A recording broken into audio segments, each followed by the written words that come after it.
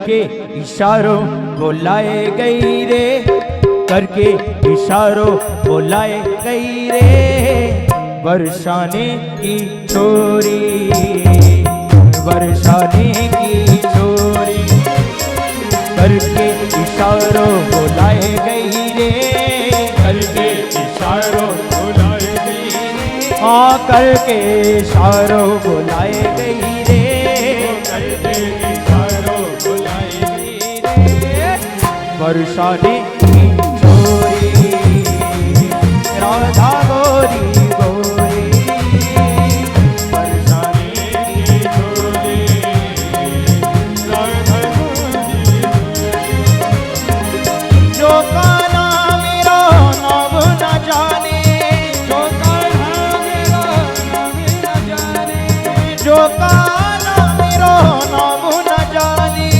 जो काना मेरा नाम न जाने, जो काना मेरा नाम न जाने, जो काना मेरा नाम न जाने, जो काना मेरा नाम न जाने, ओ जो काना मेरा नाम न जाने, श्री राधा रानी बताए गई रे, राधा सखी बताए गई रे, बरसाने की छोरी, राधा गोरी गोरी, बरसाने की छोरी, ओ राधा गोरी गोरी, करके इशारों बुलाए गई रे, करके इशारों बुलाए गई रे, बरसाने की छोरी, राधा गोरी गोरी, बरसाने की छोरी, राधा गोरी गोरी।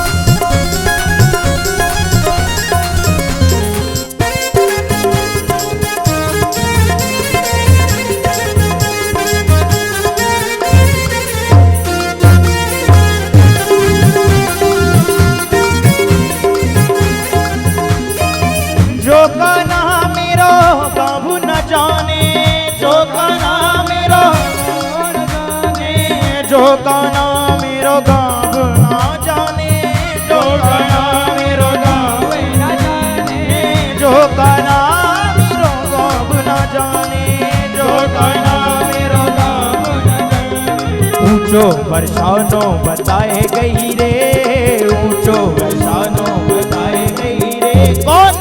राधा गोरी गोरी, राधा गोरी गोरी, राधा गोरी गोरी, राधा गोरी गोरी, गुरु मंगलो गुरु पद मंगलो, पद मंगलो गुरु पद मंगलो, गुरु मंगलो गुरु पद मंगलो, गुरु मंगलो में गुरु पद मंगलो, गुरु मंगलो गुरु पद मंगलो, पद मंगलो गुरु पद मंगलो, गुरु मंगलो में गुरु पद मंगलो, गुरु मंगलो में गुरु पद मंगलो। और ऐसे नहीं, पूज्य सरकार का आगमन हो चुका है तो सभी लोग उनके स्वागत में दोनों हाथ उठाएंगे, एक उठाओगे तो अर्पण, दूजा उठाओगे तो समर्पण, और मेरे साथ गाते हुए गाएंगे। गुरु मंगलो गुरु पद मंगलो, पद मंगलो गुरु वाणी मंगलो, गुरु मंगलो गुरु पद मंगलो, पद मंगलो गुरु वाणी मंगलो, स्वागतों गुरु वे शरणागतों गुरु वे, स्वागतों गुरु वे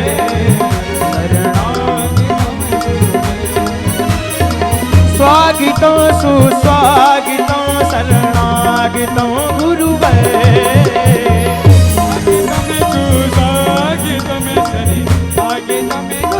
तो गाइए, स्वागतों गुरु शरणागतों गुरु स्वागतों गुरु शरणागतों गुरु शरणागतों गुरु शरणागतों गुरु शरणागतों गुरु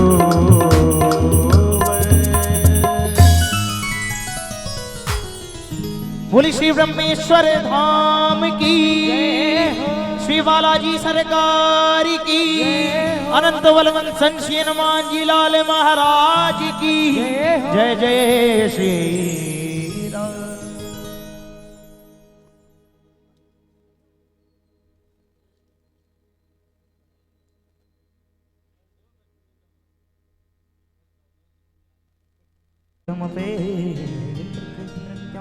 द्वैपायनो विरह कातर्या चुहा पुत्रेति तन्मयतया तर्वो विनीदो त्वं सर्वभूत हृदयं मुनिमानतोऽस्मि।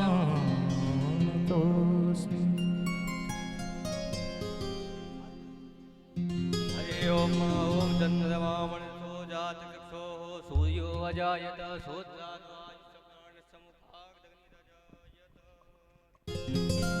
हे गोपाल कृष्ण करूं आरती तेरी, हे प्रियापति मैं करूं आरती तेरी। गाओ हे गोपाल कृष्ण करूं आरती तेरी, हे प्रियापति मैं करूं आरती तेरी। तुझ पे हो गाना बलि बलि जाऊं, तेरे चरणों में मन को लगाऊं। हे प्रियापति मैं करूं आरती तेरी, हे गोपाल कृष्ण करूं आरती तेरी, हे प्रियापति मैं करूं आरती तेरी।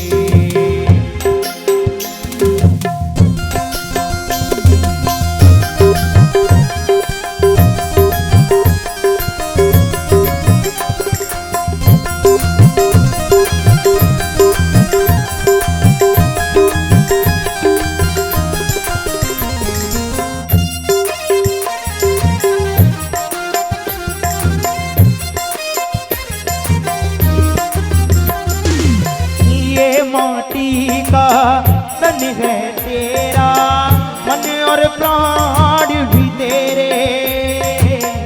मैं माटी का तन है तेरा, मन और प्राण भी तेरे। मैं एक गोपी तुम हो कन्हैया, तुम हो भगवन मेरे हो। मैं एक गोपी तुम हो कन्हैया, तुम हो भगवन मेरे। हो मैं की गोपी तुम हो कन्हैया, तुम हो भगवन मेरे। कृष्ण कृष्ण कृष्ण रटे आत्मा मेरी, हे गोपाल कृष्ण करो आरती तेरी, हे प्रियापति मैं करो आरती तेरी, हे गोपाल कृष्ण करो आरती तेरी।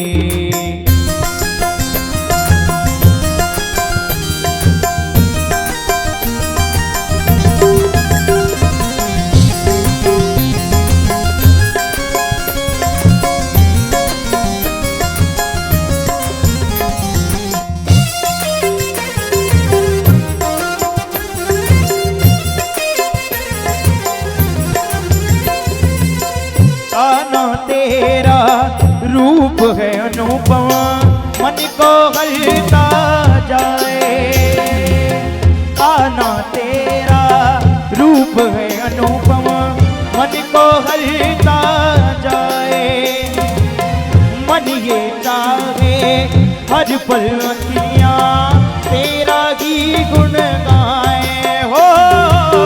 मन ये चाहे हर पल अखियाँ तेरा ही गुण गाए। दर्श तेरा प्रेम तेरा आत्मा मेरी, हे गोपाल कृष्ण करो आरती तेरी, हे प्रियापति मैं करो आरती तेरी। तुझ पे गाना बलि बलि जाऊं, तेरे चरणों में मन को लगाऊं। दर्श तेरा प्रेम तेरा आत्मा मेरी, हे गोपाल कृष्ण करो आरती तेरी, हे प्रियापति मैं करो आरती तेरी, हे गोपाल कृष्ण करो आरती तेरी। कर्पूर गौरम करुणावतारम संसार सारम सदा वसंतं हृदयालुदे भवं भवानी सहितं नमामि भवं भवानी सहितं नमामि। हरि ओम ओम जलेन शीतले गण्डं पुष्पे देवादिवन्दनम् आदौक्यादयात्माभिवन्दनम् अथ मन्त्रपुष्पाञ्जलिः। हरि ओम ओम जगनेन जगन्मय जन्तादेवास्तानि धर्माणि प्रथमान्यसन्न तेहनाकं महिमानः सचन्दयत्र पूर्वे साध्याः सन्ति देवाः। हरि ओम नानासुगन्धपुष्पाणि यथा कालोद्भवानि च पुष्पाञ्जलिर्मया दत्ता गृहाणः परमेश्वरात् अथ मन्त्रपुष्पाञ्जलिं समर्पयामि प्रणमामि नमस्कारान् समर्पयामि। बोलिए बांके बिहारी लाल की जय हो राधा रानी सरकार की जय हो हनुमान जी महाराज की जय हो श्री व्यास जी महाराज की जय हो पूज्य गुरुदेव भगवान की जय हो श्री ब्रह्मेश्वर धाम की जय हो श्री बालाजी सरकार की जय हो आज के आनंद की जय हो। जय जय श्री राधे श्याम। सभी लोग अपने अपने यथा स्थान पर बैठ जाएं और पूज्य महाराज श्री की मंगलमय वाणी द्वारा कथा कर स्वादन करते हुए अपने जीवन को कृतार्थ बनाएंगे।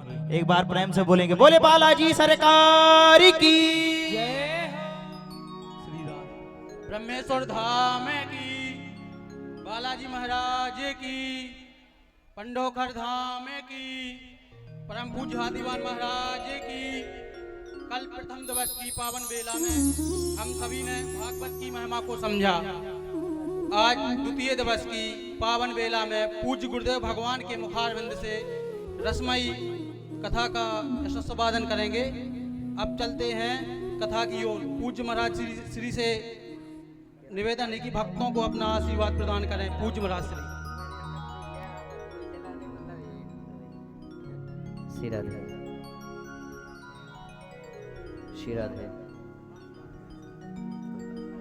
श्री राधे राधे राधे श्री राधे राधे राधे राधे राधे।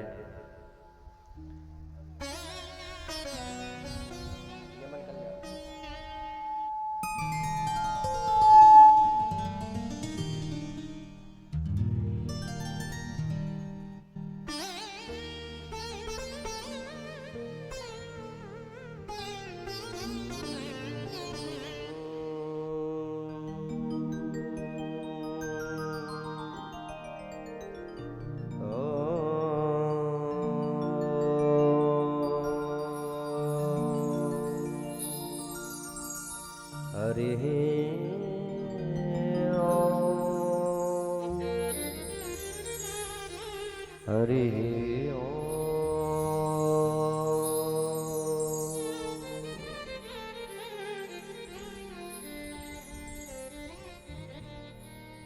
स्वस्ति श्री गणेशाय नमः। स्वस्ति श्री गुरुचरणकमलेभ्यो नमः। स्वस्ति श्री वेद पुरुषाय नमः। स्वस्ति श्री रामचंद्राय नमः।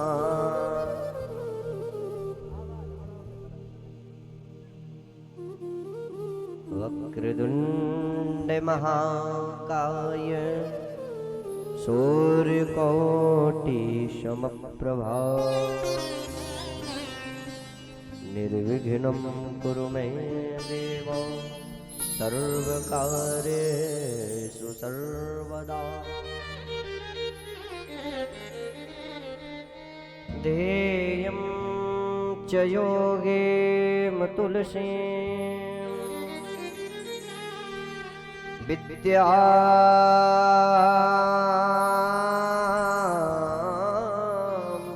कमललोचना प्रसन्ना पद्मकल्लारो वरवये जयन्तया।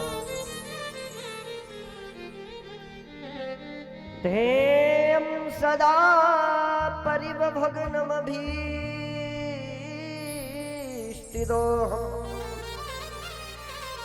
तीर्थास्पदं शिवविरञ्चिनुतं शरण्यमा वृत्त्यार्तिहं प्रणतिपालभवाब्धिपोतम् वन्दे महापुरुषते चरणारविन्दम्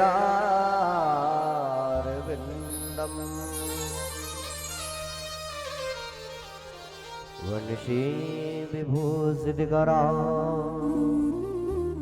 नवनीरदाभा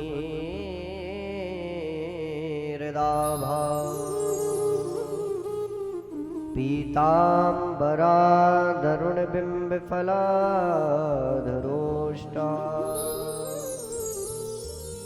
पूर्णेन्दुसुन्दरमुखादरविन्दनेत्रा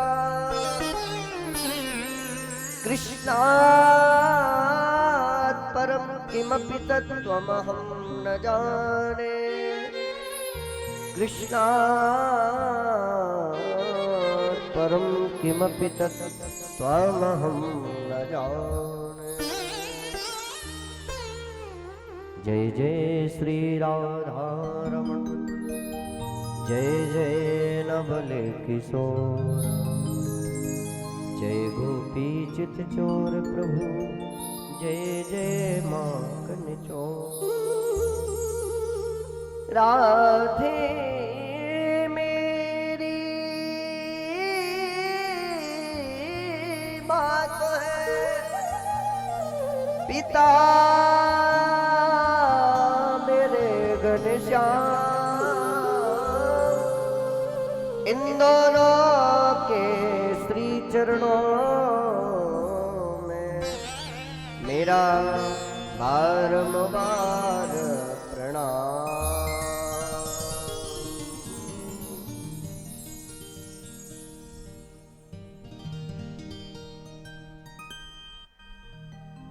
परंपरात्मक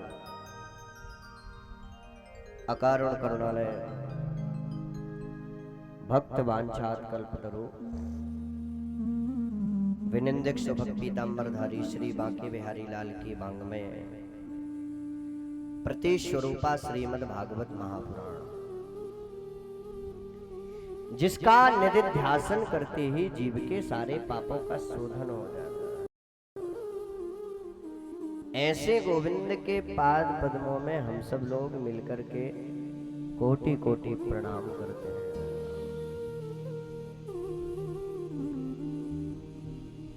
श्रीमद् भागवत के परम आराध्य परम प्रेमी परम स्नेही परम श्रद्धालु अनंत बलवंत श्री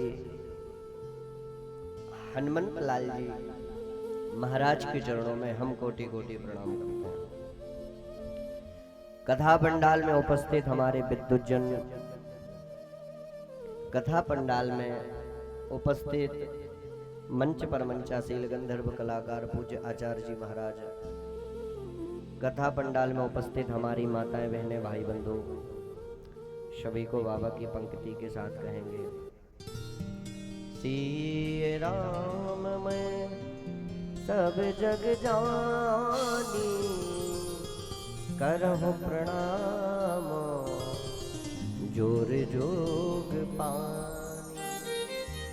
सभी को बाबा का स्वरूप मान करके सबके चरणों में कोटि कोटि प्रणाम करते हैं। आज कथा के द्वितीय दिवस की वेला में हम सब लोग प्रवेश करेंगे। कथा भागवत में प्रवेश करने से पूर्व 2 मिनट हरि नाम संकीर्तन, इसके बाद जैसी गोविंद की कृपा होगी जैसे हनुमान जी की कृपा होगी उसी प्रकार से हम आगे के प्रसंगों में प्रवेश करेंगे। आइए हम चलते हैं भगवान नाम संकीर्तन की ओर। श्यामा प्रेममयी श्यामा श्यामा प्रेममयी श्यामा श्यामा दयामयी श्यामा श्यामा दयामयी श्यामा श्यामा दयामयी श्यामा श्यामा दयामयी श्यामा श्यामा प्रेममयी श्यामा श्यामा प्रेममयी श्यामा। एक बार दोनों हाथ उठा करके हरि को पकड़ने की कोशिश करें। हरि बोल।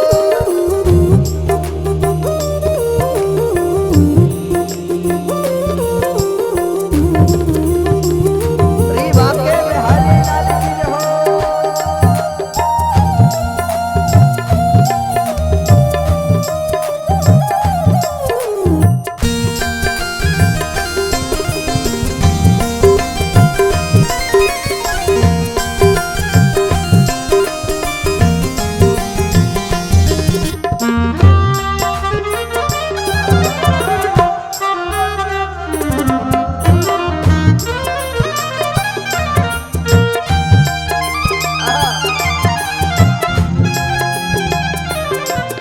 अच्छा, मुझे लगता है कई भक्त यहाँ पर ऐसे बैठे हैं जिन्होंने पूरे दिन से लगता प्रसाद ना पाया हो, बेचारे भूखे आ गए यहाँ पे। हैं? क्योंकि तालियों में बड़ी कंजूसी करते हैं आप लोग। एक बात बताएं, कथा में ताली क्यों बजवाई जाती है? कथा में क्यों बजाई जाती है ताली? इसलिए बजाई जाती है कि हम जितनी जोर से ताली बजाएंगे, जो हमारे अंदर बैठा हुआ पाप है वो बाहर निकल करके आ जाएगा। और यदि आप लोगों ने ताली नहीं बजाई और बगल वाला बड़ी जोर जोर से ताली बजा रहा, तो तुम्हारे अंदर वो पाप दूसरे का घुस जाएगा। इसलिए जो ताली नहीं बजाएंगे उनको बगल वाले की कसम है। अब तुम्हें जाना खूब जाओ, पर बगल वालों को तो बचाओ भैया, उठाओ ना। हरि बोल।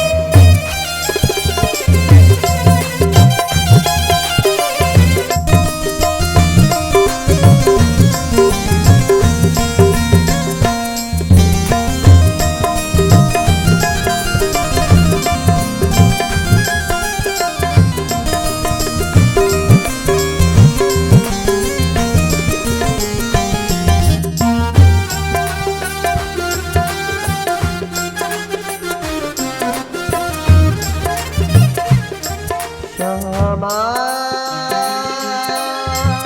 दयामयी श्यामा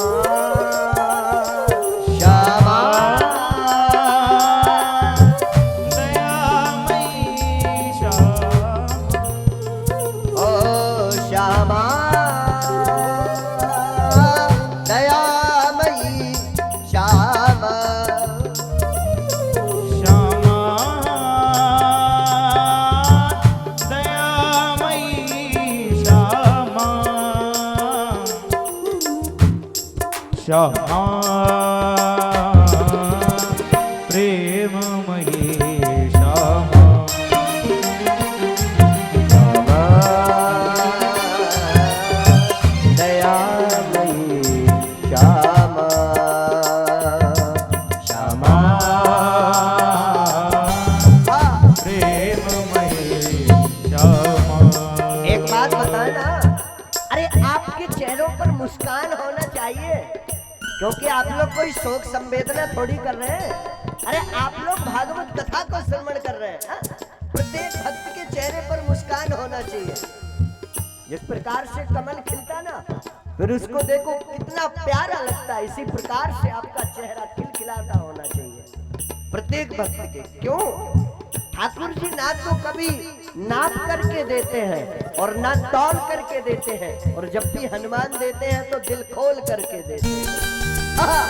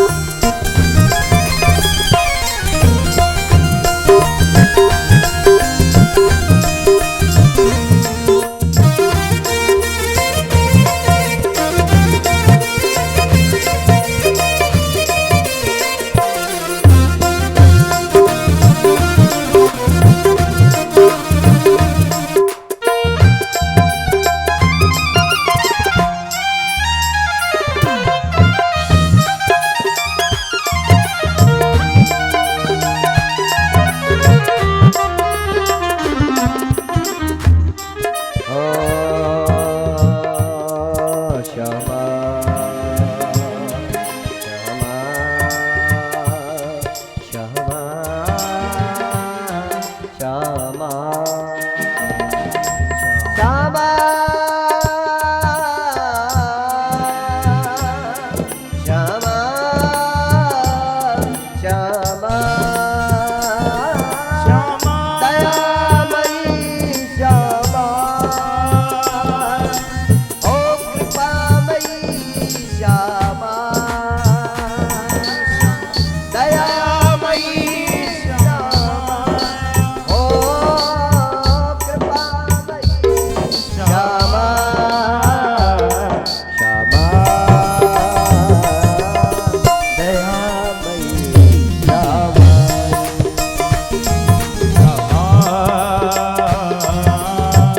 प्रेममयी श्यामा श्यामा प्रेममयी श्यामा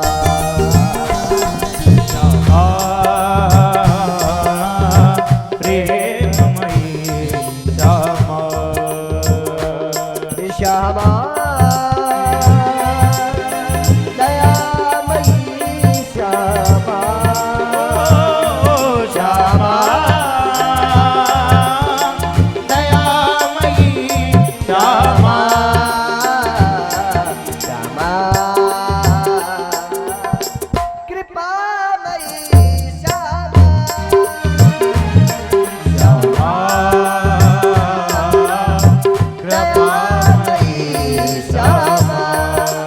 चलो चलते बिहारी जी के ओर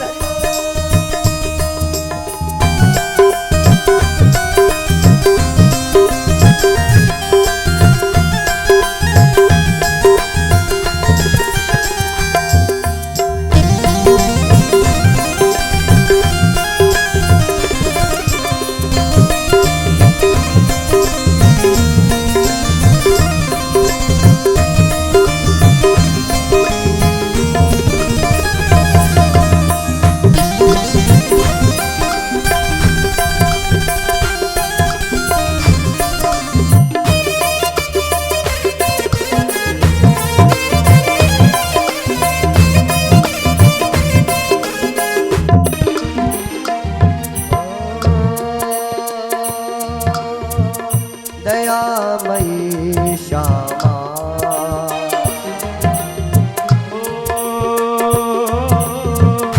कृपामयी श्यामा ओ दयामयी श्यामा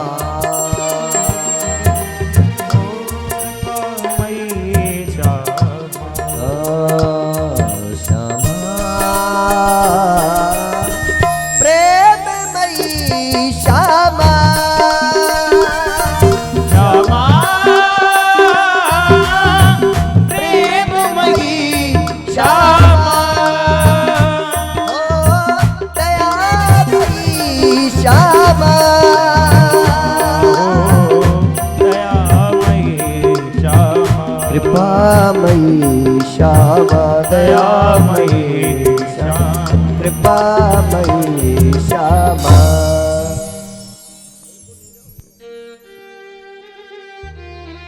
श्यामा दयामयी श्यामा। श्री हनुमान जी महाराज की जय हो। ब्रह्मेश्वर धाम की जय हो। बालाजी महाराज की जय। श्री समाधि वाले बाबा की जय हो। अनंत बलवंत श्री हनुमंत लाल जी महाराज की जय हो। आज के आनंद की श्रीमद् भागवत महापुराण की जय हो। जय जय श्री सीताराम। जयकारा बोलने वालों की जय हो। ना जयकारा बोलने वालों की जय हो। कथा में शोर मचाने वालों की जय हो। जय जय श्री सीताराम। जय जय श्री सीताराम। जय जय श्री राधे श्याम।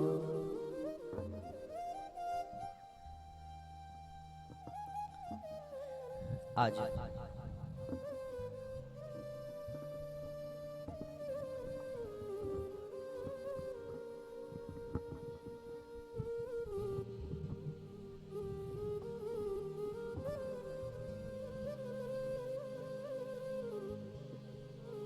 आज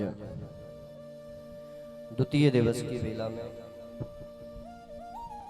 हम सब लोग मिलकर के अपने अपने स्थान पर बैठ करके श्रीमद् भागवत कथा को श्रवण करेंगे। कल हम आपने जाना कि श्रीमद् भागवत कथा क्या है। श्रीमद् भागवत कथा कहते किसको है? श्रीमद् भागवत कथा क्या है? श्रीमद् भागवत कथा कितने शब्दों से मिलकर के बनी है।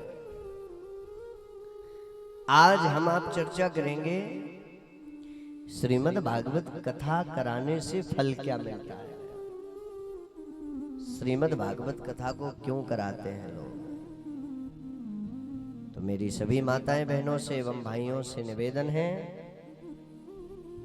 आप लोग अपने अपने स्थान पर बैठ करके अपना आसन ग्रहण करें और चुपचाप श्रीमद् भागवत कथा को श्रवण करें।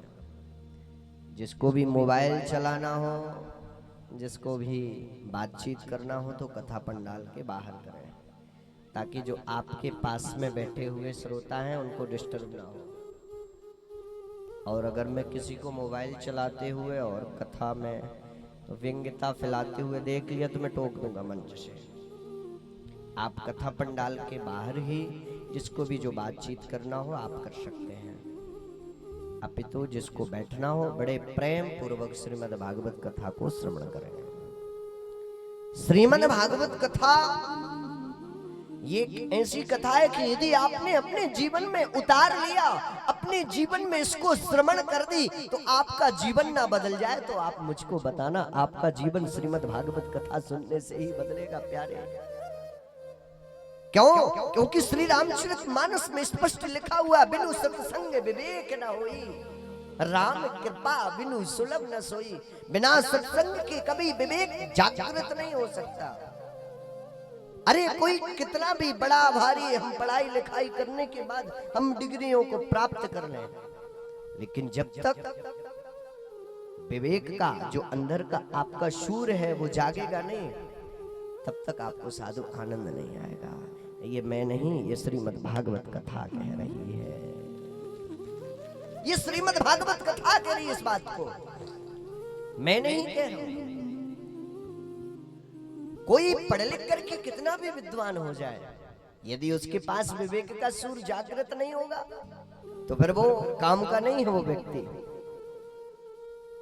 यदि आप चाहते हैं श्रीमद् भागवत कथा, श्री रामचरितमानस, श्री शिव पुराण, श्रीमद् देवी भागवत क्या है, यदि आप चाहते हैं कि आगे चलकर के हमारी संतान एकदम राम की तरह हो, तो आपको पहले कौशल्या और दशरथ बनना ही पड़ेगा। आप चाहते हैं कि हमारा पुत्र कृष्ण की तरह हो, तो आपको पहले देवकी और वसुदेव और यशोदा और नंद आपको बनना पड़ेगा, तब आपका पुत्र कृष्ण होगा। और यदि आप लोग ही अपने घर पर टीवियों में फिल्म देखेंगे तो आपका लड़का डांसर ही बनेगा। ये मैं नहीं, श्रीमद् भागवत कथा ही कही। फिर कहोगे महाराज हमारा बच्चे को पढ़ाया लिखाया तो खूब था, पर हमारा बेटा नचैया बन गया। अब डांसर नहीं बनेगा तो फिर कौन बनेगा? इसलिए बाबा गोस्वामी तुलसीदास जी रामचरितमानस में लिख करके गए हैं, बिनु सत्संग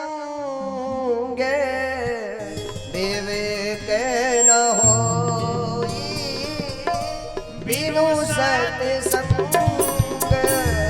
विवेक न होई, बिनु सत्संग विवेक न होई, राम कृपा बिनु सुलभ न सोई, राम कृपा बिनु सुलभ न सोई, राम कृपा बिनु सुलभ न सोई।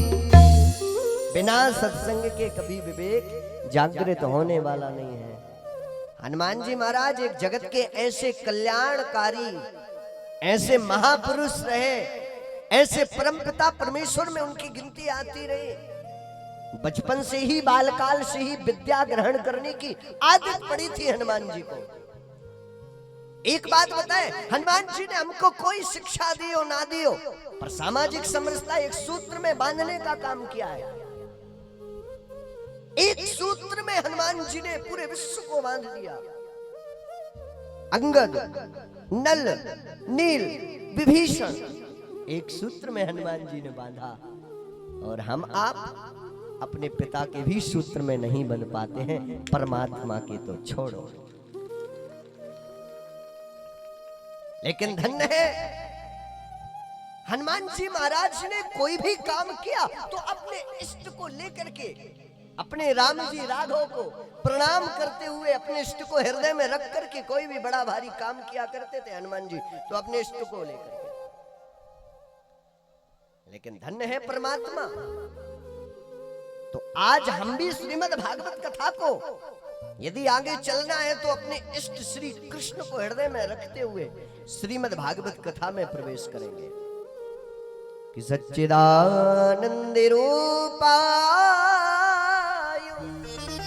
विश्वोत्पत्त्यादि हेतवे तापत्रय विनाशाय श्री कृष्णाय वयं नमः।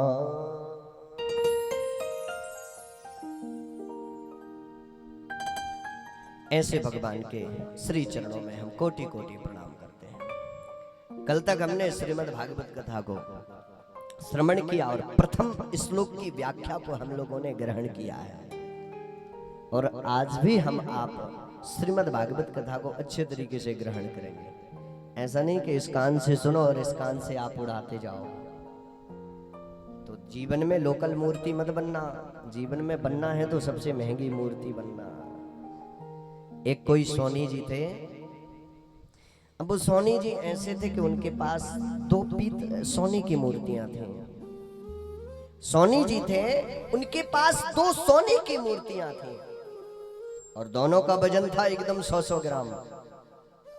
दोनों की सुंदरता बिल्कुल एक सी थी और दोनों का वजन भी 100-100 ग्राम था, पर दोनों की जो कीमत थी वो अलग अलग थी। एक की कीमत थी 5,000 रुपए और एक की कीमत थी 50,000 रुपए। कोई सज्जन लेने के लिए पहुंचे, बोले ठाकुर जी की जरा मूर्ति को दिखाओ। वो गए, उन्होंने पूछा अच्छा सोनी जी इनका मूल्य क्या है? बोले ये दोनों मूर्तियां 100-100 ग्राम की हैं, दोनों का वजन बिल्कुल एक है, पर इनमें थोड़ा सा फर्क है। एक मूर्ति 5,000 रुपए की है और एक मूर्ति 50,000 रुपए की है। जो भक्त लेने के लिए पहुंचे थे उन्होंने कहा अच्छा सोनी जी एक बात बताओ, दोनों की सुंदरता तो बिल्कुल एक सी है, दोनों का वजन भी बिल्कुल बराबर है, पर दोनों का जो मूल्य है वो अलग अलग है, ऐसा क्यों? बोले आप ही निर्णय कीजिए। सोनी जी बेचारे बैठे रहे। भक्त ने एक धागा लिया, तो जो 5,000 की मूर्ति थी उसके कान में धागा डाला, तो उस धागे को जैसे ऐसे डाला और इस कान से निकाल दिया। और जो 50,000 की मूर्ति थी उस कान का जो पर्दा था वो आर की पार नहीं था, हृदय की ओर था। उन्होंने जैसे ही धागा को डाला तो वो सीधे हृदय में पहुंच गया। सोनी जी से वो भक्त कहने लगा जिसका ये पर्दा, कान का पर्दा हृदय की ओर है, इस मूर्ति की कीमत है 50,000 रुपए, और जिसका कान का पर्दा आर की पार है इस मूर्ति की कीमत है 5,000 रुपए। तो यदि अपने जीवन में 50,000 की मूर्ति बनना है तो कथा को सदैव हृदय में उतारना, कानों से सुन करके उड़ाना मत। आप यदि आप चाहते हैं तो आप हृदय में ही उतारो इस कथा को, बड़ा आनंद आएगा। लेकिन फिर कहोगे महाराज 7 दिन में आपने सुनाया ही क्या है? नहीं तो छोटी सी कथा होती है और छोटी सी ही रामायण होती है। मैं रामचरितमानस पे अभी नमः परायण पर मैंने कथा की तो बोले महाराज छोटी सी रामायण कैसी होती? हमने कहा एक राम हता, एक रावण ना, एक क्षत्रिय हता, एक बम्मन ना। बाने बाकी नार चुराई, इन दोनों की भई लड़ाई। राम ने मारो रावण ना, तुलसिया लग गए पोथन ना, इतनी सी केवल रामायण है। उस रामायण को ही विराम करो, लेकिन इतनी सी नहीं है। रामायण और श्रीमद् भागवत कथा बहुत बड़ी है। यहाँ पर श्री सौनक जी महाराज आज सूत जी से बड़ा सुंदर प्रश्न करते हैं। अज्ञान धुंत विध्वंसा कोटि सूर समप्रभा, सूतख्या हि कथा सारम मम कर्ण रसायनम। श्री सौनक जी महाराज सूत जी महाराज से बड़े हैं, सूत जी महाराज छोटे हैं, पर एकदम वयोवृद्ध होकर के अनभिज्ञ बने बैठे हैं। सौनक जी महाराज सूत जी से प्रार्थना करते हैं और कहते हैं, महाराज इस संसार सागर में प्रत्येक व्यक्ति दुखी चल रहा है। महाराज आपके पास तो करोड़ों सूर के समान तपोबल घुसा है, हमारे पास तो कुछ नहीं है। एक काम करो बाबा, जरा एक ये पटल हमारे ऊपर भी डाल दीजिए, एक छोटा सा भी कण। लोग कहते ना संसार सागर में, लोग कहते हैं महाराज मैं बड़ा दुखी चल रहा हूं, मैं सबके साथ अच्छा करता हूं, परमात्मा मेरे साथ बुरा कर देता है। मैं खूब हरि का भजन करता हूं, भगवान का दिन रात भजन करता, लेकिन मेरे साथ ही भगवान बुरा कर देते हैं। ना ना ना, साधु भगवान कभी किसी का बुरा नहीं करता। परमात्मा जो भी निर्णय लेता है बड़ा सोच समझ करके लेता है। लोगों के अधिकांश प्रायः प्रश्न रहते हैं। लोगों का प्रश्न होता है, महाराज हम खूब भगवान का भजन करते हैं, कभी किसी के साथ गलत नहीं करते, कभी किसी के साथ हम बुरा नहीं करते, कभी किसी का हम अन्याय नहीं चाहते, पर हमारे साथ अक्सर बुरा होता है। ऐसा क्यों? साधु एक बात याद रखना, हमें जो दुख प्राप्त होता है वो अपने कर्मों के द्वारा आपको स्वतः दुख प्राप्त होता है। जैसे हमारे कर्म होंगे उसी प्रकार से हमको जीवन में परमात्मा दुख देगा।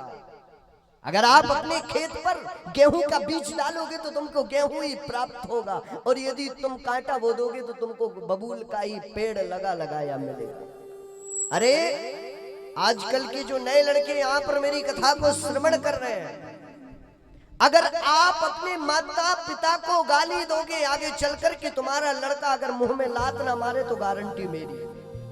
क्यों? क्योंकि उसका ब्याज बढ़ जाएगा। अगर आज तुमने अपने माता पिता का सम्मान किया, माता पिता की इज्जत की, तो जीवन पर्यंत जो तुम्हारी आने वाली पीढ़ी है वो जीवन पर्यंत तुम्हारी इज्जत करेगा और तुम्हारा सम्मान करेगा। और यदि तुमने आज अपने माता पिता को गालियां दी, आज तुमने अपने माता पिता को यदि एक थप्पड़ भी मार दिया, आगे चल करके तुम्हारी संतान अगर जूतों से तुम्हारी पिटाई ना करे तो मुझे बताना। क्यों? क्योंकि ब्याज भी बहुत बढ़ जाता है। खेत में यदि हम आप एक गेहूं डालते हैं तो हमें काटने के लिए पूरी वॉल मिलती है। उस बाल में कितना गेहूं रहता है, डालते हम एक दाना है पूरा बाल निकलता है। हम अपने माता पिता को एक गाली देंगे, ब्याज में हमें 50 थप्पड़ मिलेंगे। ये ब्याज मिल गया हमको। तो इसीलिए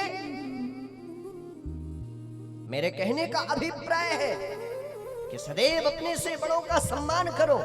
और आज वही श्री सौनकादिक ऋषियों ने श्री सूत जी महाराज का सम्मान करते हुए कहा कि महाराज इस कलकाल में बड़ा कलिकाल चला पड़ा है, और महाराज जितने भी प्राणी हैं बड़े दुखी चल रहे हैं इस समय। इन सबका कल्याण करने के लिए क्या किया जाए? और बाबा आप मेरे ऊपर भी कुछ ऐसी कृपा करो जिसमें हमारा भी ये अज्ञान तिमिर ध्वस्त हो जाए। प्रत्येक प्राणी के हृदय में छल कपट द्वेष भावना मद ईर्षा सब कुछ पड़ा है। एक गुरुजी के 2 शिष्य थे। एक गुरुजी के 2 शिष्य थे। एक तो भगवान की खूब पूजा पाठ किया करे, और जो दूसरा था वो कभी भी भगवान की ना पूजा पाठ करे, ना भगवान का ध्यान लगाए, ना सेवा पूजा करे। एक भगवान में आस्था रखता था और दूसरा भगवान में आस्था नहीं रखता था। दोनों गुरुकुल से पढ़ने के लिए जाते हैं। लौट करके जब आते हैं तो जो नास्तिक बहन था, जो कभी भगवान की पूजा ना करे, वेद पाठ ना करे, उसको इतना धन मिल गया। और जो दिन रात सेवा पूजा करे, भगवान का पाठ करे, वेद पाठ करे, उसके पैर में इतना एक नुकीला कील लग गया। वो बेचारा रोता रोता पहुंचा गुरुजी के पास में। बोले गुरुदेव भगवान, आपको मेरा कोटि कोटि प्रणाम। बताइए महाराज, मैं सदैव भगवान का भजन करता हूँ, वेद पाठ भी करता हूँ, लेकिन महाराज मेरे पैर में इतना बड़ा नुकीला कील लग गया। परमात्मा ने मुझे इसका ये फल दिया। मैंने पूजा पाठ की, मैंने वेद पाठ किया और मुझे ये फल मिल रहा है। मेरे पैर में नुकीला कील लग गया। और बताओ, जो कभी भगवान का भजन नहीं करता, दिन रात अपनी मस्ती में मग्न रहता है, शराब पी करके मस्त रहता है, और बताओ इसको इतना बड़ा धन मिल गया। गुरुजी ने बड़े सुंदर शब्दों में कहा, बोले बेटा, पहले जन्म में तुमने बड़े बुरे कर्म किए हैं। किससे कहा? जिसको नुकीले कील लग गया था पैर में, उससे कहा गुरुजी ने। बोले बेटा, पहले जन्म में तुमने बड़े बुरे कर्म किए हैं, आज के दिन तुम्हारी मृत्यु थी, और इस जन्म में तुमने बड़े सुंदर कर्म किए हैं, तो भगवान ने मृत्यु ना दे करके आपको केवल थोड़ा सा कष्ट दिया है तुम्हारे जीवन में। और कहा बाबा इसकी और सुनो। अरे आज के दिन इसने पूर्व जन्म में बड़े सुंदर काम किए, इस जन्म में बड़े पाप किए, आज के दिन इसको राजा बनना था, किसी राजगद्दी का राजा बनना था। भगवान ने राजा ना बना करके केवल इसको धनवान बना दिया है। अरे धनवान में और राजा में बड़ा फर्क है। इसीलिए हम अपने जीवन में जैसे जैसे कर्म करते हैं, हमें उसी प्रकार का फल मिलता है। इसलिए हम जैसे कर्म करेंगे, हमको वैसा ही आगे चल करके फल प्राप्त होगा। श्री सूत जी महाराज से शौनकादिक ऋषि कहते हैं कि महाराज, आपके पास तो एक ऐसी परमात्मा की कृपा है कि यदि छोटी सी कृपा भी मेरे ऊपर पड़ जाएगी तो मेरा धन्य भाग्य हो जाएगा। श्री बाबा से प्रार्थना करते हैं कि चिंता मणि लोक सुखम सुरत्रु स्वर्ग संप्रदम प्रयक्षति गुरु प्रीतो वैकुंठम योगी दुर्लभम। आज जब शौनकादिक ऋषियों को ये मंगलमयी कथा सुनाते हैं तो देवता लोग भी सूत जी महाराज के पास पहुंच जाते हैं। देवता लोग कहते हैं, महाराज एक काम करो, जरा ये श्रीमद् भागवत कथा हमको भी सुनाओ। देवता लोग जब जाते हैं सूत जी महाराज के पास तो देवताओं को भगा देते हैं और कहते हैं, तुम सौदागार बनकर के आए हो, अपितु श्रद्धा से भाव से यदि भक्त बनकर के आते तो मैं आपको श्रीमद् भागवत कथा जरूर श्रवण कराता। अरे तुम सौदागार अपितु ठग बनकर के आए हो, चलो भागो यहाँ से, हम आपको कोई कथा सुनाने वाले नहीं। जब देवताओं को भगा दिया तो देवता लोग जाकर के पहुंचते हैं ब्रह्मा जी के पास में, और ब्रह्मा जी के पास में जैसे पहुंचे, ब्रह्मा जी से प्रणाम करते हैं देवता और कहते हैं, महाराज अरे हम देवताओं को इन्होंने भगा दिया, सूत जी महाराज ने हमको कथा नहीं सुनाई और मानवों को इसका अधिकार दिया है। ब्रह्मा जी भी कहते हैं, भैया थोड़ा नेक रुक जाओ, देखने तो दो कि आखिर श्रीमद् भागवत कथा सुनने से फल क्या मिलता है। तो जब देखते हैं कि श्री सूत जी महाराज ने और राजा परीक्षित को ये श्रीमद् भागवत कथा श्रवण कराई तो जो मृत्यु का भय था वो एकदम दूर हो गया। राज्यो मोक्षम तथा भिक्षा पुराधाता विस्मतः सत्यलोके तुला बद्ध्वा तौलयत साधना। जब ब्रह्मा जी ने तौल करके निर्णय किया तो ब्रह्मा जी एक तराजू पर सारे ग्रंथों को रख देते हैं और एक तराजू पर श्रीमद् भागवत कथा को रखते हैं, और जब तौलते हैं तो श्रीमद् भागवत कथा नीचे रह जाती है और सारे ग्रंथ ऊपर लटक जाते हैं। अरे भाई, जिस वस्तु में ज्यादा वजन होगा उसका परला नीचे रह जाएगा, और जिसमें वजन नहीं है वो ऊपर बच जाएगा। श्री ब्रह्मा जी ने घोषणा कर दी कि कलयुग के कलुषित प्राणियों का कल्याण करने के लिए श्रीमद् भागवत कथा में साक्षात परमात्मा स्वयं कृष्ण विराजमान है। श्रीमद् भागवत महापुराण की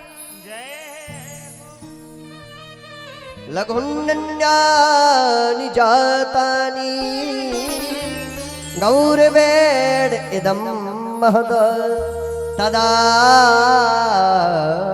ऋषिगणा सर्वे विस्मयमा परमं ययु। अच्छा, एक बात बताएं, प्रत्येक प्राणी को मरने का बड़ा डर रहता है। हम कहीं मर ना जाए, हमारी कहीं मृत्यु ना हो जाए। जो आया है सो जाएगा, जो आया उसका जाना सुनिश्चित है। अरे मरने से क्या डरना है? अरे प्रत्येक प्राणी के जीवन में संकट आता है, प्रत्येक प्राणी के जीवन में संकट आता है, आया है और जीवन पर्यंत आता रहेगा। लेकिन उन संकटों का समाधान करना है तो एक बार सुंदरकांड और हनुमान चालीसा को पढ़ करके देख लो, आपके जीवन में कभी मृत्यु का भय नहीं आएगा कि हमारी मृत्यु ना हो जाए। एक बार सुंदरकांड और हनुमान चालीसा पढ़ करके देखो। हनुमान जी महाराज जब लंका में जाते हैं, रावण के पास पहुंचते हैं। रावण कहता, क्यों रे बंदर, तुझे डर नहीं लगता? हनुमान जी कहे, डरे तुम्हारे बाप, हम क्यों डरे, हमको डर नहीं लगता। रावण ने देखा कि ये बंदर तो बड़ा चटर पटर दिख रहा है। रावण ने कहा, क्यों रे बंदर, तू मुझसे डरता नहीं? अरे जब मैं चलता हूं तो पृथ्वी भी कांप जाती है। हनुमान जी महाराज कहे, पृथ्वी कांपती होगी पर हनुमान नहीं कांप सकता तुमको देख करके। जाकर के एक दूत को आदेश दिया, जाओ मृत्यु को लेकर के आओ। हनुमान जी के बगल में मृत्यु को खड़ा कर दिया। किसने? रावण ने। रावण ने जब मृत्यु को खड़ा कर दिया हनुमान जी के बगल में, अब रावण को लगा कि हनुमान जी को डर लगेगा कि हमारे पास में मृत्यु खड़ी है, अब भैया डरना चाहिए, मृत्यु आ गई है, ऐसा ना हो हमारी मृत्यु हमें खा जाए। हनुमान जी से रावण कहता, क्यों बंदर, अब तो तुझे जरूर डर लग रहा होगा क्योंकि तेरे बगल में मृत्यु खड़ी है। हनुमान जी बोले, देखो भैया, खड़ी तो हमारे बगल में है लेकिन देख तुम्हारे साइड रही वो मृत्यु। खड़ी तो हमारे बगल में है लेकिन देख तुम्हारे साइड रही है वो मृत्यु, हमारा कुछ करने वाली है। और वो मृत्यु एक ही बात कहती है कि अरे हनुमान जी, अगर तुम कहो तो इस रावण की चटनी बना करके अभी ही प्राणांत कर दें। इसलिए कभी भी हमें अपनी मृत्यु से नहीं डरना चाहिए। आज ब्रह्मा जी को निश्चय पता चल गया कि श्रीमद् भागवत कथा और कुछ कराती हो ना कराती हो, लेकिन पापों का प्रक्षालन किसी भी जीव के अंदर यदि ये बैठा हो कि हमारी मृत्यु ना हो जाए, तो उन सब का मृत्यु से जो भय होता है उससे श्रीमद् भागवत कथा मुक्त करा देती है। नंबर 2, श्रीमद् भागवत कथा उन प्राणियों का कल्याण करती है जो अकाल मृत्यु मर जाते हैं, जिन्होंने अपनी स्वयं आत्महत्या कर ली हो, उनकी प्रेत आत्मा बनकर के वो भटक रहे हो, प्रेत बनकर के भटक रहे हो। और यदि उन्होंने श्रीमद् भागवत कथा को सुन लिया तो समझ लीजिए उनका भी कल्याण हो जाता है श्रीमद् भागवत कथा सुनने से। ऐसी श्रीमद् भागवत कथा है, एक बार जिसने जीवन में श्रवण कर लिया तो उसका समझ लीजिए कल्याण होना सुनिश्चित है। मन रे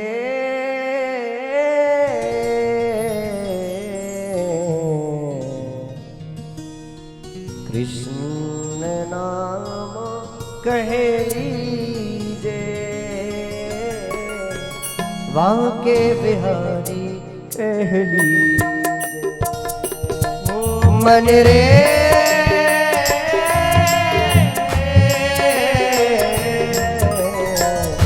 कृष्ण नाम कह लीजे,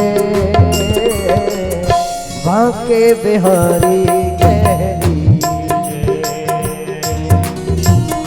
कृष्ण नाम कह लीजे, बांके बिहारी कह दीजिए। मन रे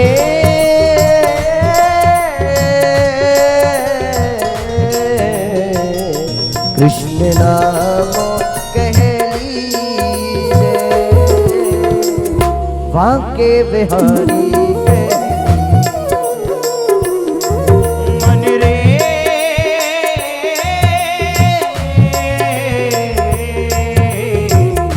कृष्ण नाम कह दीजिए, बांके बिहारी कह दीजिए। ओ कृष्ण नाम कह लीजिए, बांके बिहारी कह दीजिए। एक बार पीछे वाले दोनों हाथ हाथ करके कहेंगे हरि बोल। श्री बांके बिहारी लाल की जय हो।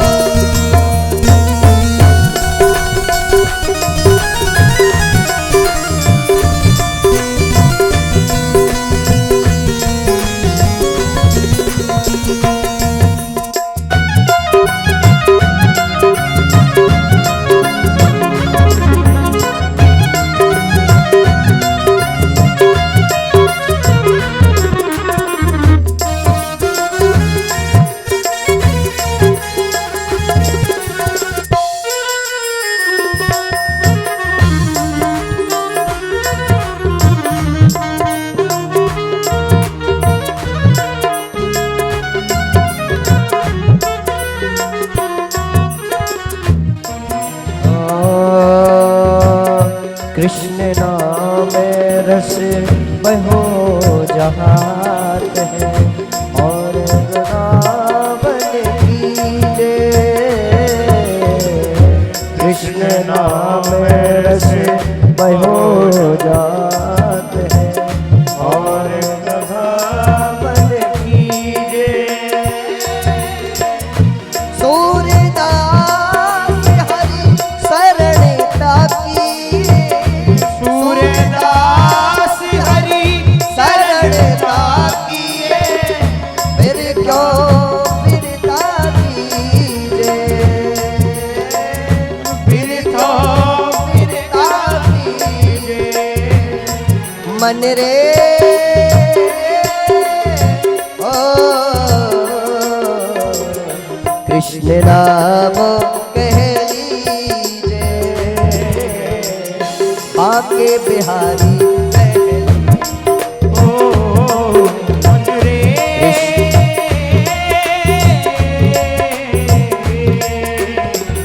कृष्ण नाम कह लीजिए,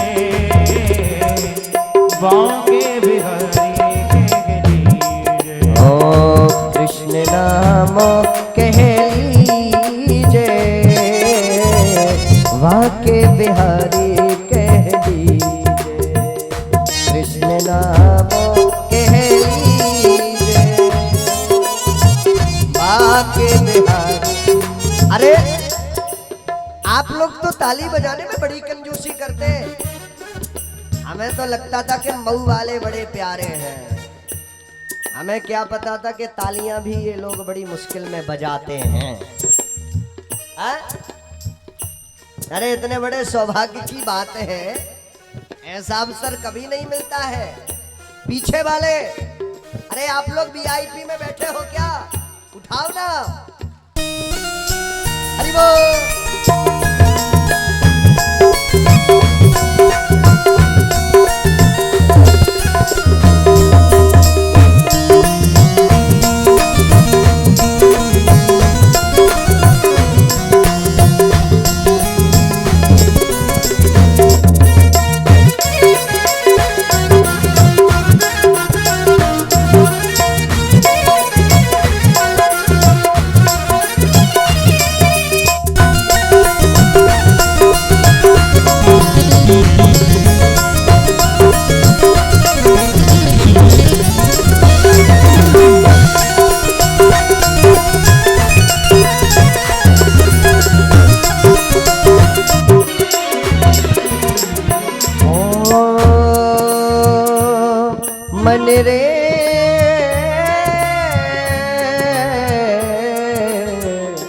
कृष्ण नाम कह लीजे, बाके बिहारी कह लीजे, कृष्ण नाम कह लीजे, बाके बिहारी कह लीजे, बाके बिहारी कह लीजे, बाके बिहारी कह लीजे।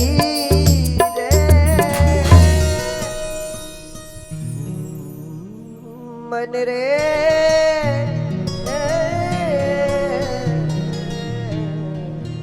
कृष्ण नाम कह लीजे, वाके बिहारी कह लीजे। इसलिए सदैव कृष्ण का भजन करते रहे, जिसी में आपका उद्धार है। आज ब्रह्मा जी ने अच्छे से तौल करके निर्णय कर लिया कि श्रीमद् भागवत का कथा कलयुग के कलुषित प्राणियों का कल्याण करने के लिए एक ही साधन है, वो साधन श्रीमद् भागवत कथा। परीक्षित एक प्रश्न करते हैं श्री सूत जी महाराज से और कहते हैं, महाराज एक बात बताओ, श्रीमद् भागवत कथा को कितने दिन में सुनना चाहिए? अरे श्रीमद् भागवत कथा 7 दिन में ही क्यों सुनना चाहिए? 8 दिन में सुन लो, 6 दिन में सुन लो, 7 दिन में ही क्यों? कहते हैं श्री सूत जी महाराज ने एक छोटा सा उत्तर दिया परीक्षित जी से। कहा, परीक्षित जी इसलिए 7 दिन में सुनी जाती है क्योंकि सनकादिक ऋषियों ने नारद जी को ये कथा साप्ताहिक सुनाई थी 7 दिन में। परीक्षित जी ने कहा, महाराज एक बात बताओ, नारद जी कहीं 2 घड़ी से ज्यादा तो टिकते नहीं है, पर 7 दिन वो कैसे टिक गए सनकादिक ऋषियों के पास? नारद जी का तो काम ही है यहाँ का इन्फॉर्मेशन वहां देना, इसकी लड़ाई कराना, उसकी लड़ाई कराना, इतना ही काम है। अरे नारद जी ने प्रत्येक सभी की जगह लड़ाई करी, अपने माता पिता को तक नहीं छोड़ा लड़ाई कराने के लिए। नारद जी ने कहा, नारद जी फिर कैसे टिक गए? तो एक बार कहते हैं कि सनक सनंदन सनातन सनत कुमार चारों अग्रजों से नारद जी की भेंट होती है। एकदा ही विशालाया चत्वारा ऋषियो मला सत्संगार्थम समायाता ददृशुस्तत्र नारदम्।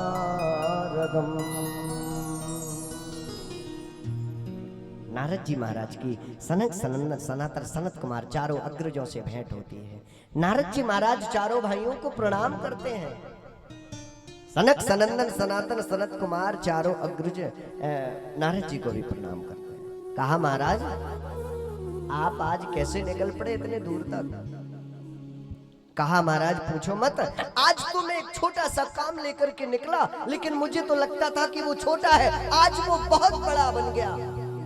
सनकादिक ऋषियों ने कहा, नारद जी कौन सा ऐसा काम लेकर के आए हो? बोले, महाराज हमको ये पता नहीं है कि सत्कर्म किसे कहते हैं। बोले, वाह, अरे ब्रह्मा के मानस पुत्र हो और इतना सा प्रश्न लेकर के घूम रहे हो कि सत्कर्म क्या है?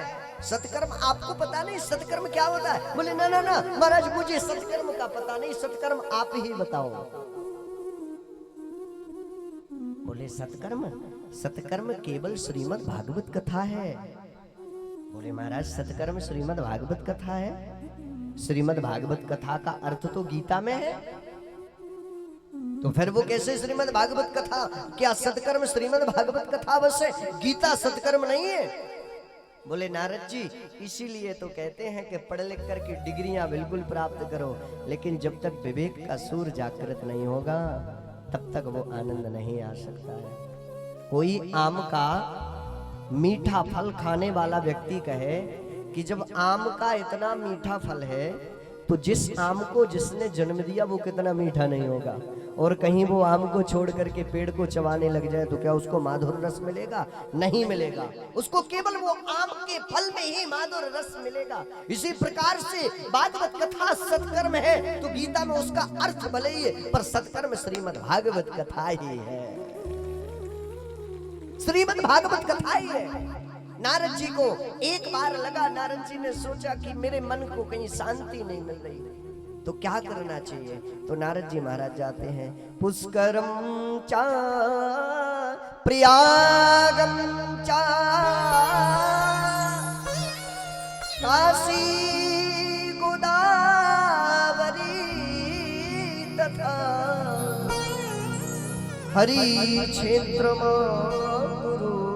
कुरुक्षेत्र श्रीरंगम सेतु बंधनम एवमादिशितोर्थेषु ब्रह्माणि इतस्ततः।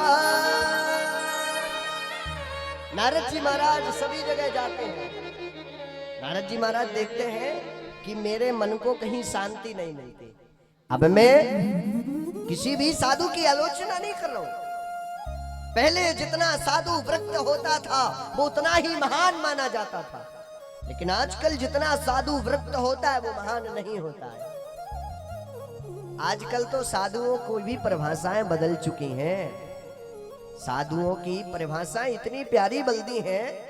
आप वृंदावन अयोध्या जाएंगे, कहा भैया ये घर किसके बने, इतने बड़े बड़े बंगले? बोले महाराज ये त्यागी जी महाराज के बंगले बने हुए हैं।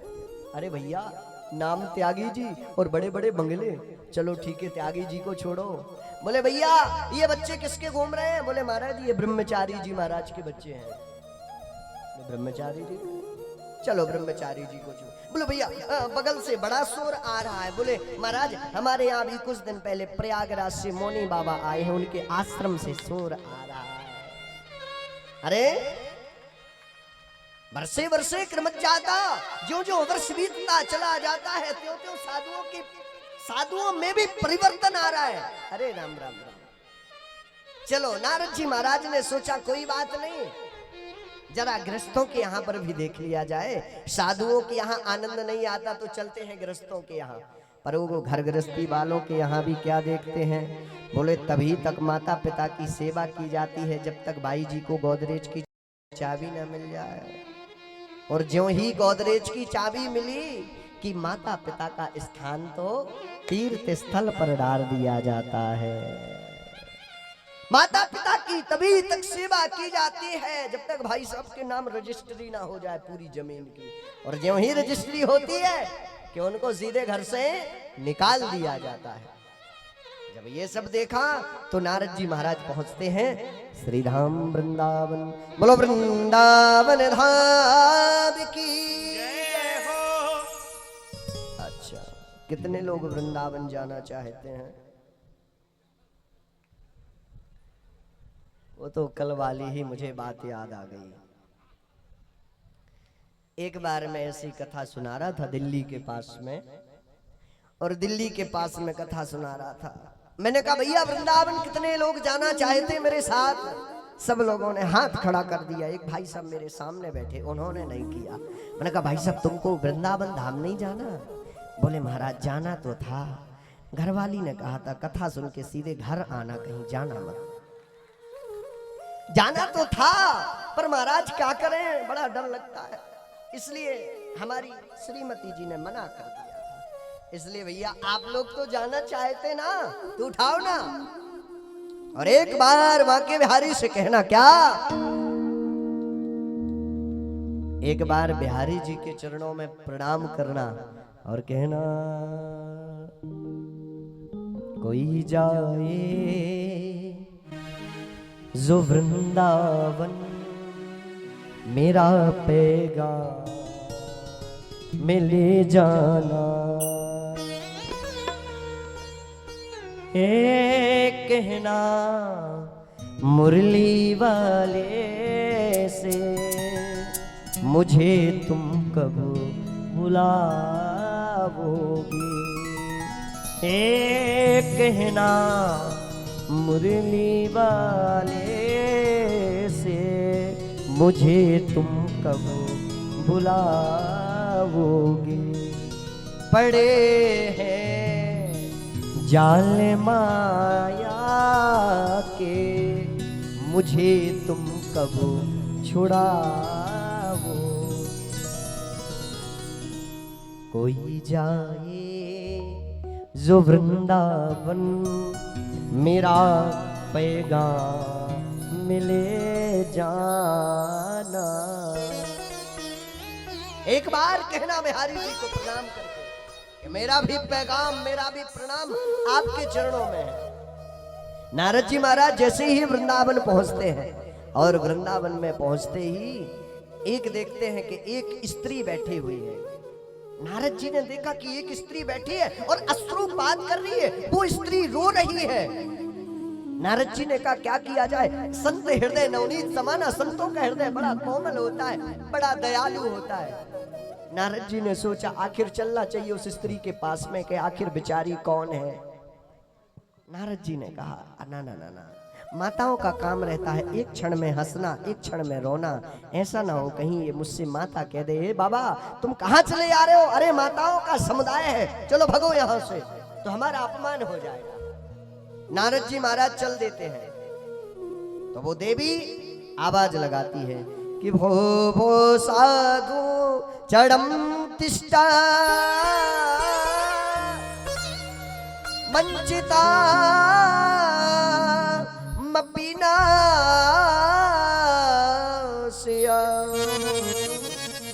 दर्शनम तब लोकस्या सर्वथा गहरम परम।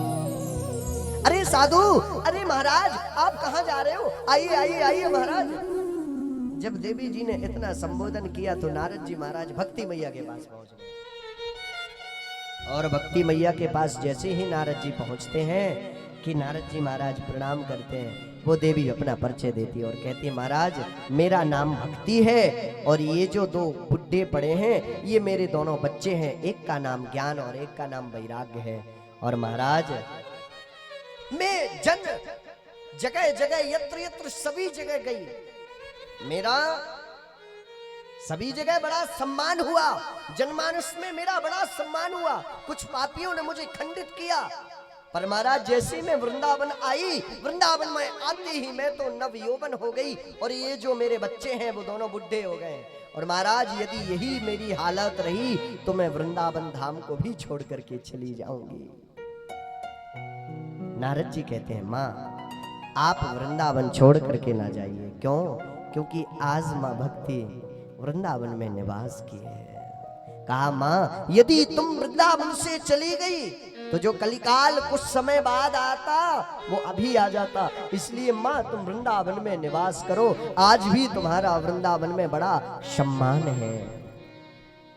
नारद जी महाराज उपाय करने लगे। नारद जी महाराज ने सूर्य भगवान को साक्षी मान करके कहा हे जगत के कल्याणकारी सूर्य, अब आप ही बताइए कि ज्ञान और वैराग्यों को कैसे स्वस्थ किया जाए। सूर्य भगवान ने कहा अरे नारद जी सत्कर्म करो। नारद जी ने कहा भैया सत्कर्म क्या होता है? बोले आपको कोई संत बतलाएगा। सो जाकर के सनकादिक ऋषियों से नारद जी ने पूछा अब महाराज आप ही बताओ कि वो सत्कर्म क्या होता है। बोले नारद जी सत्कर्म श्रीमद् भागवत कथा होता है। बोले महाराज सत्कर्म श्रीमद् भागवत कथा, श्रीमद् भागवत कथा सुनने से जो ज्ञान और वैराग्य वो एकदम स्वस्थ हो जाएंगे। हाँ हाँ। तो बोले महाराज एक काम करो अब आप ही हमें श्रीमद् भागवत कथा सुनाओ। नारद जी से सनक सनंदन सनातन सनत कुमार चारों अग्रज कहने लगे महाराज हम आपको श्रीमद् भागवत कथा तो सुना देंगे, लेकिन श्रीमद् भागवत कथा के लिए हमें एक ही अच्छी जगह लगती है, माँ गंगा का पावन पुलिन हरि का द्वार हरिद्वार, और हरिद्वार में ही हमें आनंद आएगा। तो नारद जी महाराज हरिद्वार की पावन नगरी पर चारों ऋषियों के साथ में सनक सनंदन सनातन सनत कुमार चारों भाइयों के मुखार बिंद से श्रीमद् भागवत कथा 7 दिन तक नारद जी महाराज ने श्रवण की है। तभी से ये परंपरा 7 दिन की श्रीमद् भागवत कथा की निकाली गई है। तभी से श्रीमद् भागवत कथा, और जैसे ही श्रीमद् भागवत कथा 7 दिन में पूर्ण होने के लिए समय आया कि भक्ति ज्ञान और वैराग्य तीनों लोग ताता थैया करके सरकार के साथ में नृत्य करने लगे। तो आज भक्ति मैया के साथ में ज्ञान और वैराग्य ताता थैया करके नाचने लगे, बड़ा अद्भुत आनंद है। भक्ति मैया कहती हैं बाबा आपने सभी लोगों को बड़े बड़े सोफे डलवाए हैं, व्यवस्था किए हैं, हम कहां बैठे? हमारे लिए तो कोई व्यवस्था ही नहीं की तुमने। चारों अग्रज प्रणाम करके कहते हैं एक काम करो भक्ति मैया, तुम जाकर के इन सब भक्तों के हृदय में जाकर के विराजमान हो जाओ, प्रविष्ट हो जाओ, बैठ जाओ। भक्ति मैया कहती है कि इन भक्तों का हृदय भी तो बैठने के योग्य होना चाहिए। अरे इन भक्तों के हृदय में द्वेष भाव, छल कपट, मद, ईर्षा सब कुछ भरा पड़ा है। तो इसलिए यदि आप चाहते हैं कि हमारे हृदय में भक्ति महारानी बैठे, तो आपको सर्वप्रथम अपना आपका जो हृदय है उसको एकदम पवित्र करना होगा प्यारे, आपको पवित्र करना होगा। और आजकल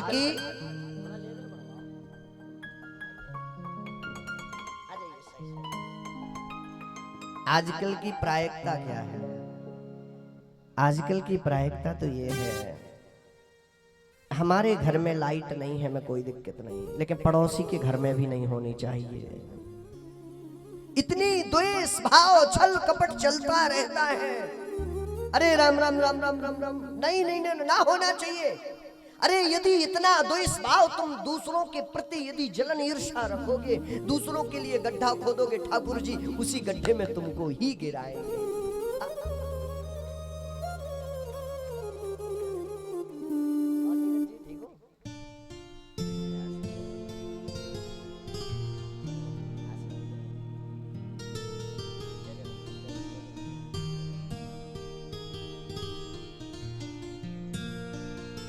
के बिहारी लाल की जय। तो यदि हमको अपने हृदय में भक्ति महारानी को बैठाना है, तो हमारा हृदय भी साफ होना चाहिए। और हमारा हृदय साफ नहीं रहता मेरे प्यारे।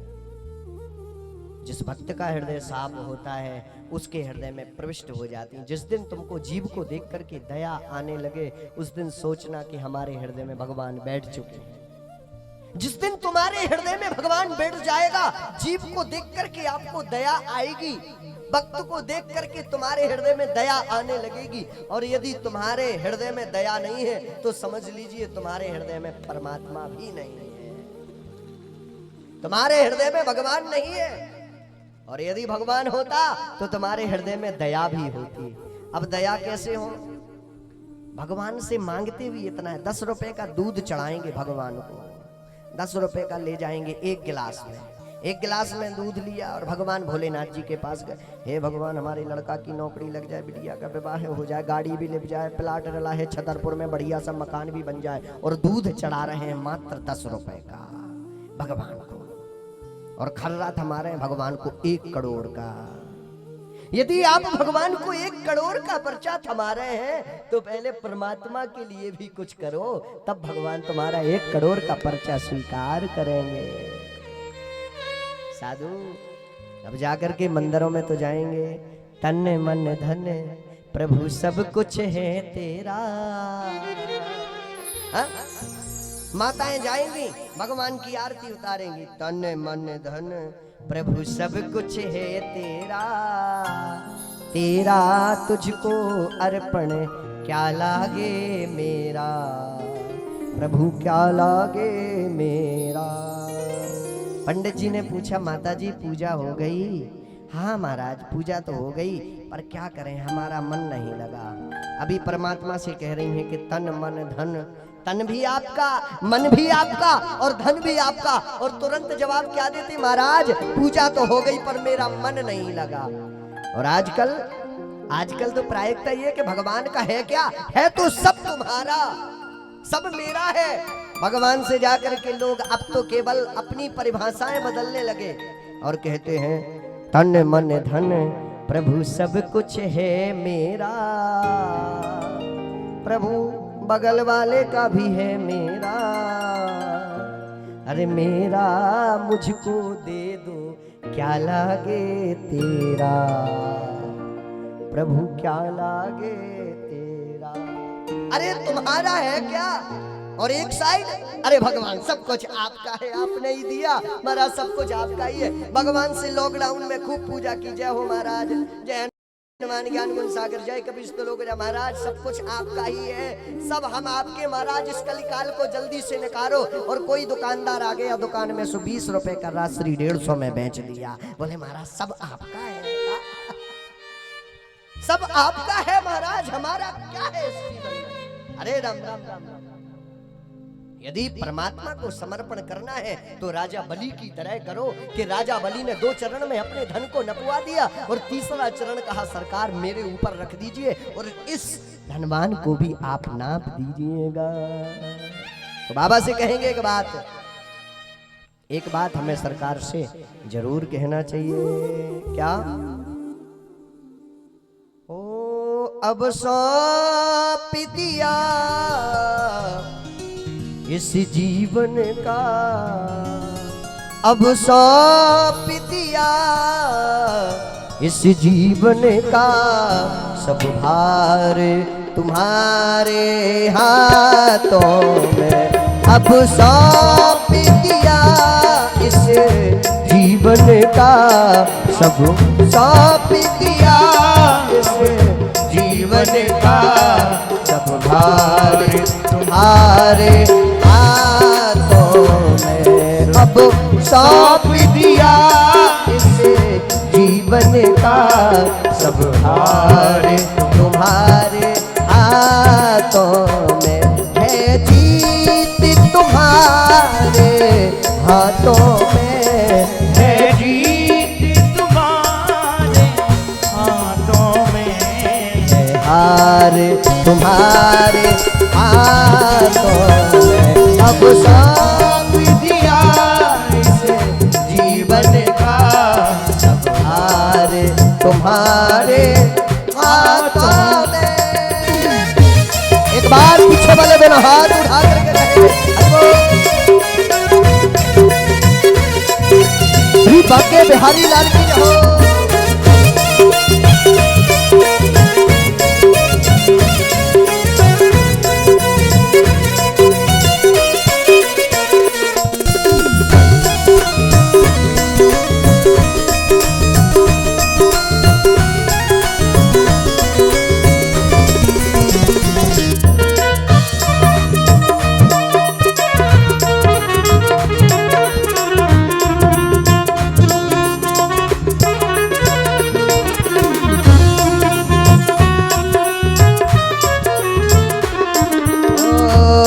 यदि मानव का मुझे जन्म मिले, यदि मानव का मुझे जन्म मिले, यदि मानव का मुझे जन्म मिले, यदि मानव का मुझे जन्म मिले।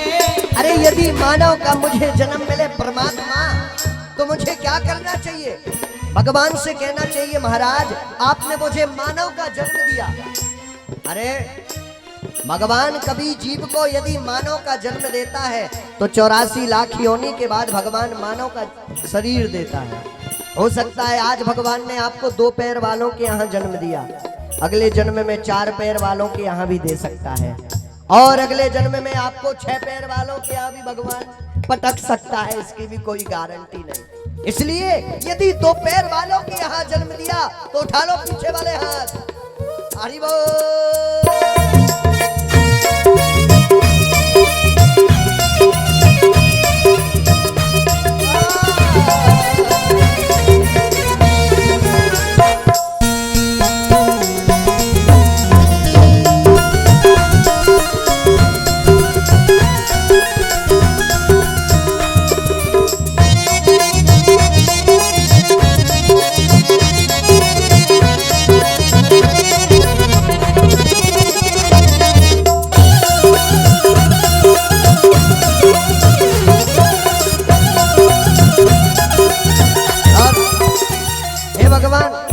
जग में रहूं तो रहना कैसे है?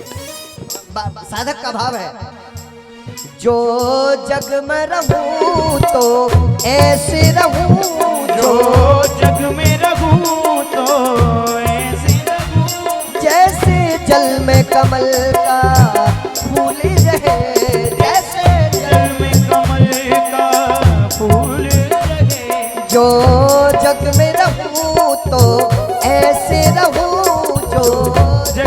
रहूं तो कैसे रहूं, जैसे जल में कमल का फूल रहे, जैसे जल में कमल का फूल रहे। मेरे सब गुण दोष समर्पित हैं, मेरे सब गुण दोष समर्पित हैं। करतार तुम्हारे हाथों में अब सौंप दिया इसे जीवन का सब भार तुम्हारे हाथों में। हरि बोल।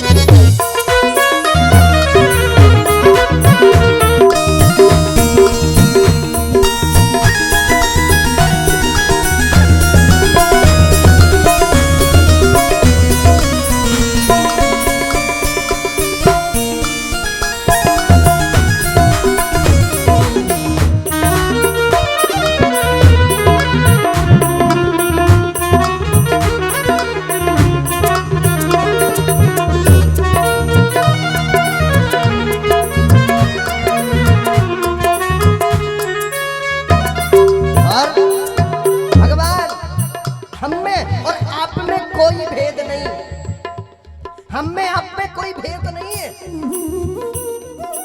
केवट भी भगवान से एक ही बात कहता है।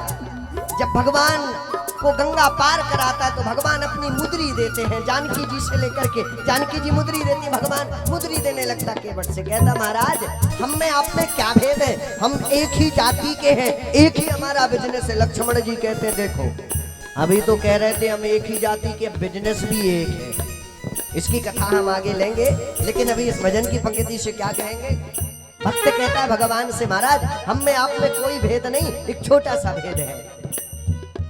मुझ में तुझ में बस भेद यही, मुझ में तुझ में बस भेद यही, मुझ में तुझ में बस भेद यही, मुझ में तुझ में बस भेद यही। मैं नर हूँ तुम नारायण हो, मैं नर हूँ तुम नारायण हो, मैं नर हूँ तुम नारायण हो, मैं नर हूँ तुम नारायण हो।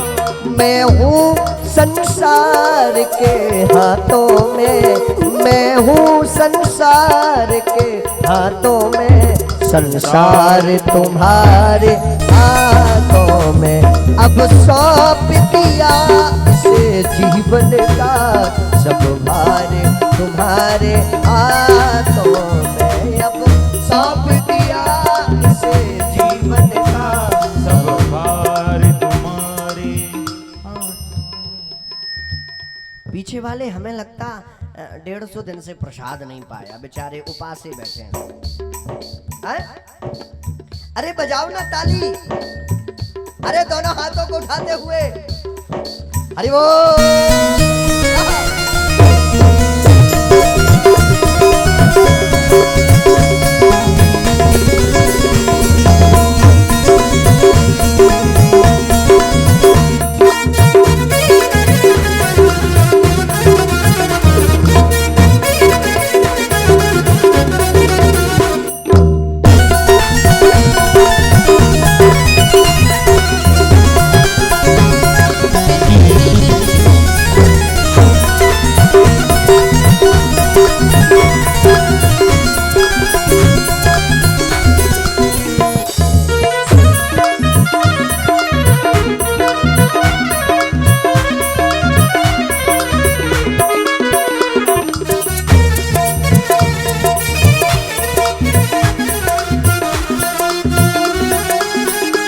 और कहना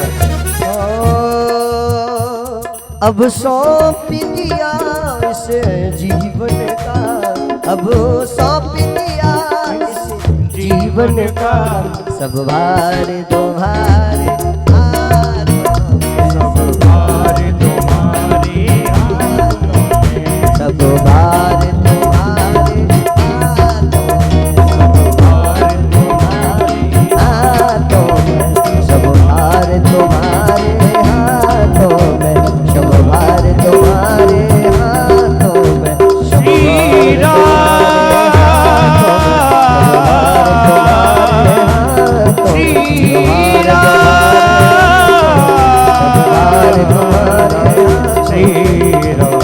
तुम्हारे हाथों में। ओ अब सौंप दिया इस जीवन का सब भार तुम्हारे हाथों में। केवट भी भगवान के हाथों में ही भार को छोड़ देता है। अरे केवट को क्या पहचान कि आज रघुनंदन परमात्मा श्री राम आएंगे हमारे यहाँ। केवट को क्या पहचान?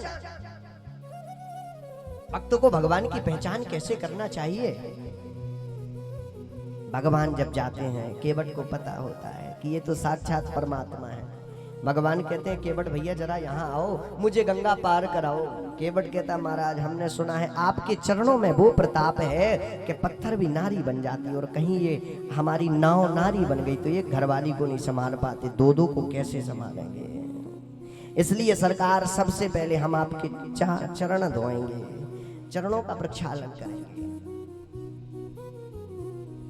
लक्ष्मण जी ने कहा भैया ये क्या कह रहे हैं? लक्ष्मण जी को इशारा करते हैं। राम जी बोले भैया तुम चिंता मत करो, ये अपन को गंगा पार कराएंगे।